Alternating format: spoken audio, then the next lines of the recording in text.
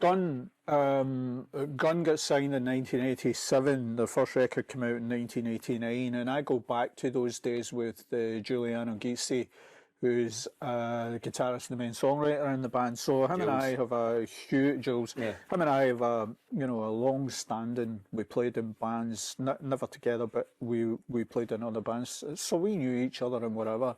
And I had continued throughout my business days to have some input or some involvement in the music business. Did different things, played with bands and whatever. Great escapism. And then Gunn had been, in a retirement, I suppose, for a while.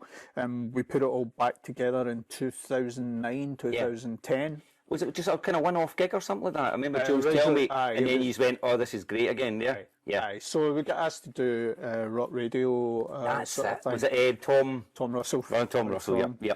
And anyway, so fast forward, we released another record in 2012, and we've released records every couple of years thereafter, and we built it back up, and it's been great fun. My last record, Hombres, was top 10 UK and #1 in Scotland for a while, and done really well throughout Europe. 2024, 2 years ago. Yeah. Yep.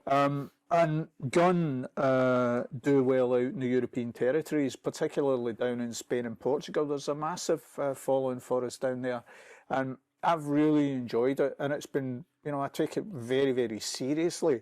Although when I'm up there playing, it's great escapism. I was going to say, because you must, if you've had a particularly shitty day at work or it's been a stressful day, right? But you must be like the drums in general, though, yeah? Great escapism.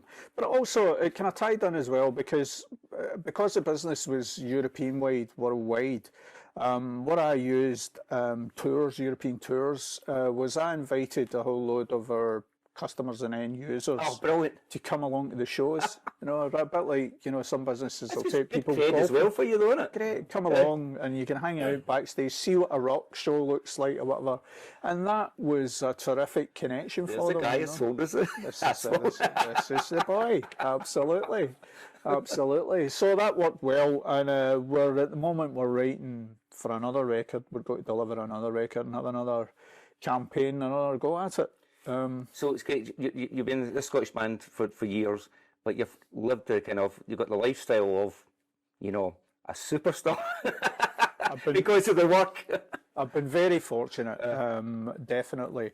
And I've tried, frankly, when this sort of thing has been raised about politics, a lot of people have said, I've never heard of him. I've been very careful to try and, be under the radar, and I try and very much not to show off or whatever. But I've been very lucky in life that the business that was created, has been very good to me. Moving on just slightly from the Salmond announcement, and absolutely everyone covered it, obviously, but I liked the wee bit you were saying, and Mike Graham, you have taken a bit of stick, but you took the most beautiful bit of West End stick. Can you tell us that one?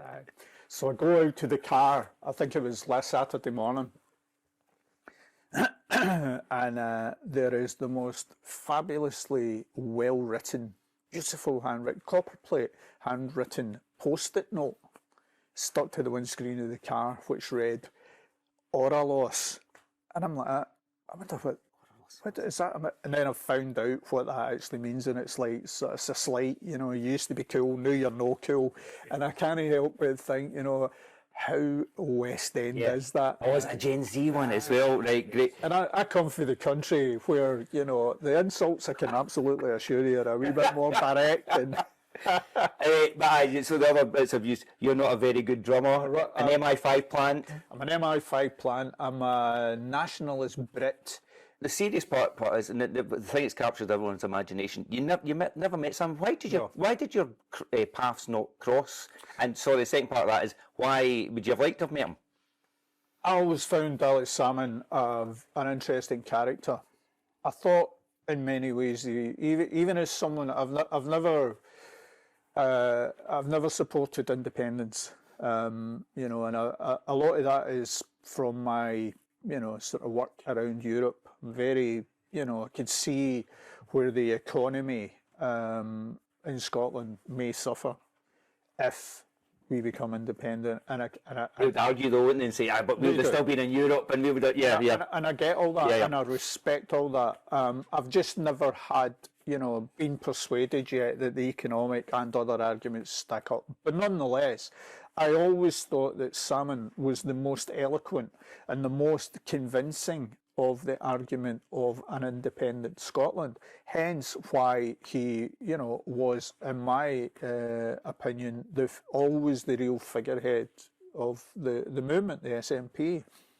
I'd love to have met him. Maybe he would have persuaded me that independence was, right, and I was wrong in my judgment.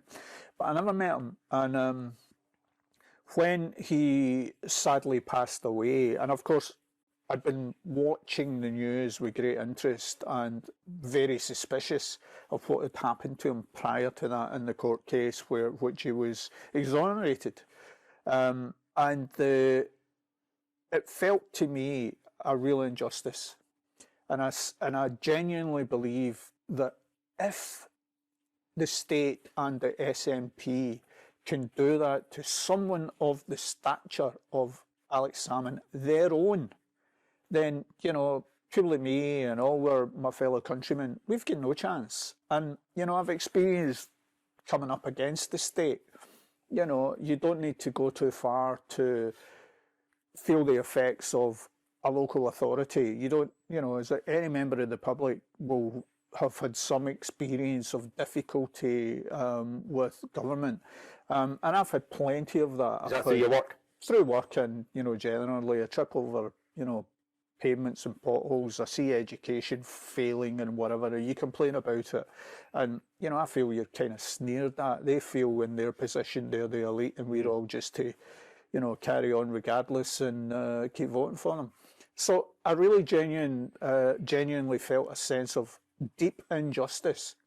And it may well be I'm wrong. Maybe everything is fine. I suspect not.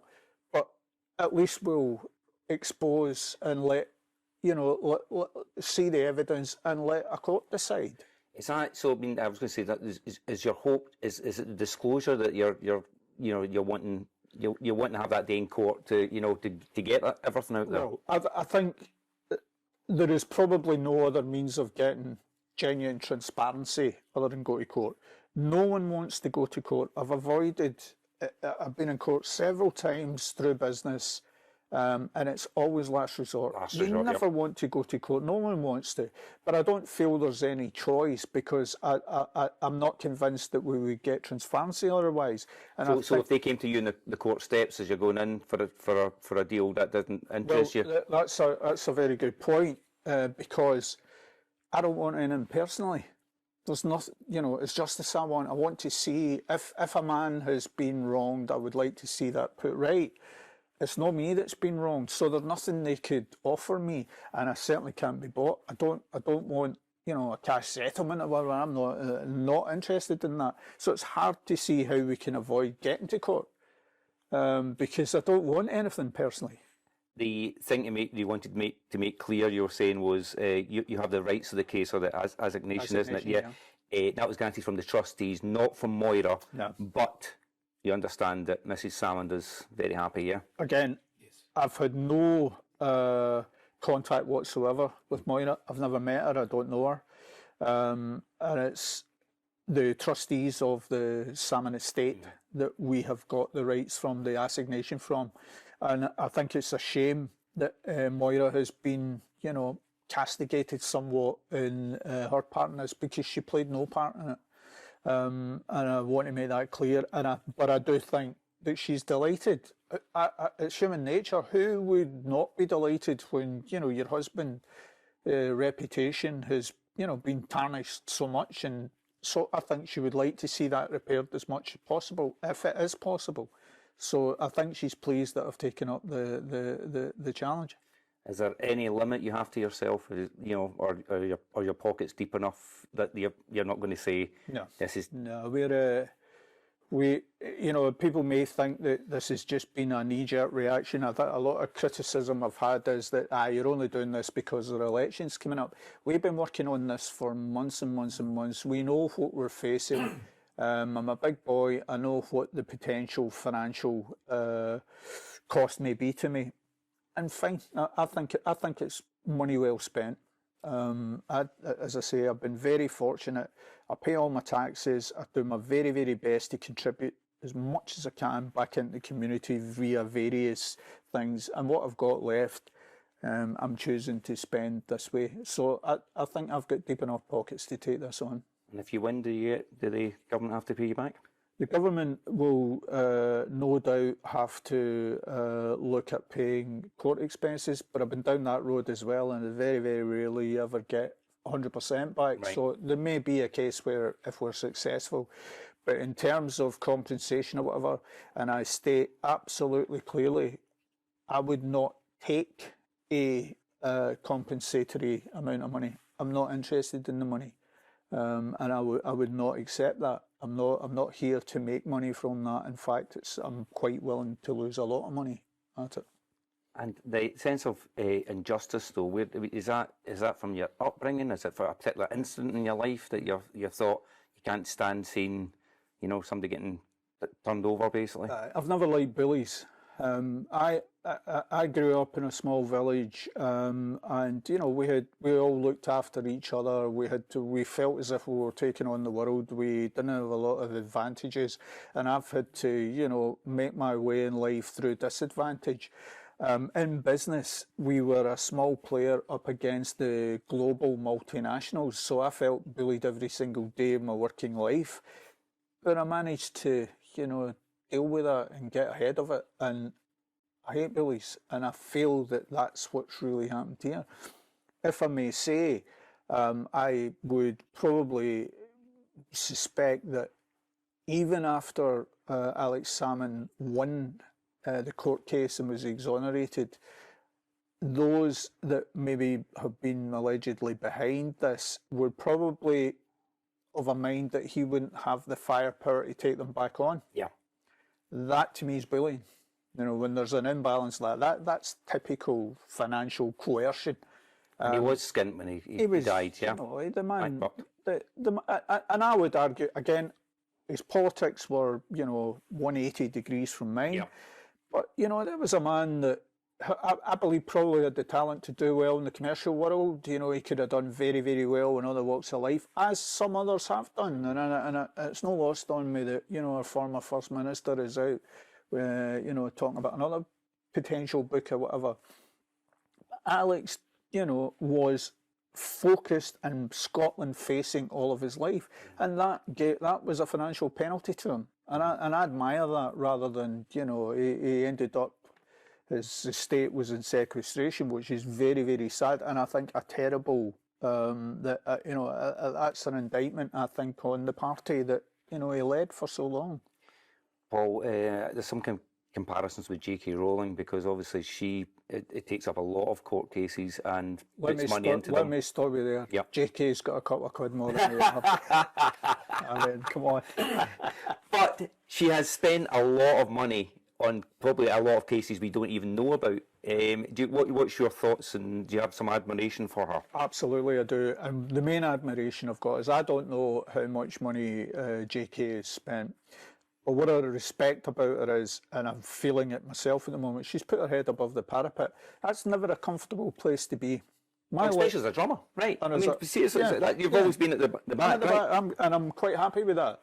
And in many ways, the financial disparities or differentials apart, she could go off and lead a very quiet life and do an island somewhere, yeah. And I could arguably do the same. But I think it's important, if you do believe in something, you stand up. And you're either proved right or you're proved wrong, but at least you're standing up to do it. So I've got great admiration for J.K. Rowling. But again, a bit like Salmond, I've got to declare I've never actually read any of her books. So. Slightly loaded question. Less admiration for Nicola? Yes, I see too much opportunism with Nicola.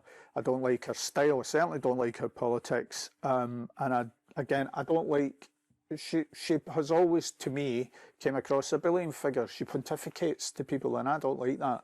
Well, we had that enough during COVID, as you were saying as well. Yeah. Aye, and you know, I just don't have the respect for her that I had for Alex Salmond, and I genuinely believe she did not serve Scotland well. And my evidence for that is just I've got a pair of eyes and I look around and I can see it's.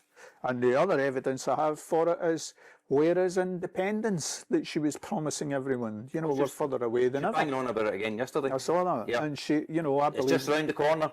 Exactly. It's always put that little carrot out so that we all get, somehow enthralled. But I don't think she was a good leader. And I think that what happened with her is what often happens in the boardrooms around the world. I don't think she was eminently qualified for the job. I think she was out of depth. And when you do that, what tends to happen is they get protective. So you surround yourself with people who boost you, and you absolutely divorce yourself, quite literally, from others that may be, of a different view. That happens in boardrooms. I'll wrap up, but I was going to say, did you speak to your members of Dun beforehand before you put your head above? Did you get any feedback from them? Aye, the boys know where you come from. It's not my first rodeo with this. I've got involved in a few other things. They know exactly where I've come from, and I have to say, some of them don't agree with my position, and that's healthy. And I'm, out with Gun, the wider public. I would champion people that don't agree with my view. And I've made a point in some of my social media posts as well. It wouldn't matter to me if Alex Salmond was SNP, Green, Liberal, Democrat, Labour, Monster Raven, Looney Party, whatever. I would still support him. It's not the badgie war that I'm after. It's what happened to him. And the same thing with those that have a much different view to me. I'd be willing to dip in my pocket and help them in a court case if they were in a position where the state would appear to have been conspiring against them. So I welcome alternative views, and I'm always hoping to learn. And I'd put it out there, if the nationalists think that there is a strong argument that I'm missing somewhere, then I'm more than willing to sit down and be educated. So to go back to it though, I would say the boys would probably prefer that I just stuck to playing 4-4 at the back. And after the Salmond case, whenever it eventually gets to court, I presume you don't know when that'll be. Will you be just 4-4 at the back? Are you going to put the head back down again? The head will go back down. I need to get these songs written. The head will go back down until something else enrages me, and then no doubt I'll need to emerge again and get the head back up. Must be in a nice position that most of us can only just shout at the radio, but it must be in a nice position to actually be able to do something about things. I think it's not so much a nice position. I think it's incumbent upon us that if you are in a position to do that, you must. I don't think that, I've said, in various other things, platforms, Scotland has been very, very good to me. And I think that it's incumbent upon all of us who are in that position to stand up for our country, to stand up for our fellow men, and to use whatever influence, however low, high, whatever funds we have. I think it's a genuine incumbence upon us all to do that. So I wouldn't say I feel privileged to do it.